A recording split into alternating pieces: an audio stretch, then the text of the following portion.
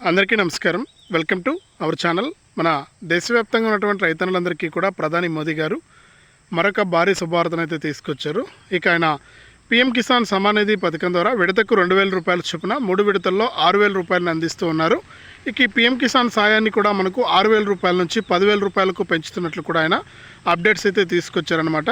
ఇక మన ప్రధాని మోదీ గారు మాట్లాడుతూ దేశవ్యాప్తంగా ఎవరైతే రైతులు ఉంటారో వారందరికీ కూడా మనకు పీఎం కిసాన్ సమ్మాన్ నిధి పథకం ద్వారా ఇప్పటి వరకు 6,000 ఇచ్చాం. ఇక వచ్చే నెల నుంచి కూడా 10,000 రూపాయలు అందిస్తున్నామని కూడా కేంద్ర ప్రభుత్వం ఆదేశాలు జారీ చేసింది.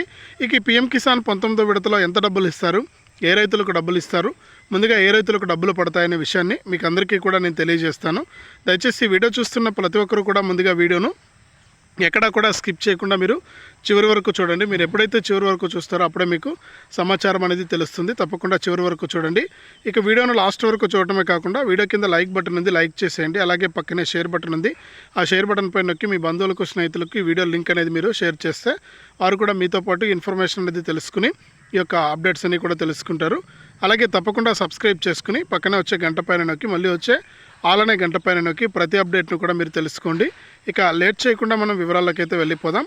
మన దేశవ్యాప్తంగా ఎవరైతే రైతులు ఉన్నారో వారందరికీ కూడా ప్రధాని మోదీ గారు ఇప్పటి వరకు కూడా పీఎం కిసాన్ కింద విడతకు 2,000 రూపాయల చొప్పున సంవత్సరానికి 6,000 రూపాయలను అయితే అందిస్తూ ఉన్నారు. ఇక ఇప్పటి వరకు చూసుకుంటే మనకు 18 విడతల డబ్బులు అయితే జమ అయిపోయింది. ఇక 19వ విడత డబ్బుల విడుదలకు కేంద్ర ప్రభుత్వం సిద్ధమైపోయింది.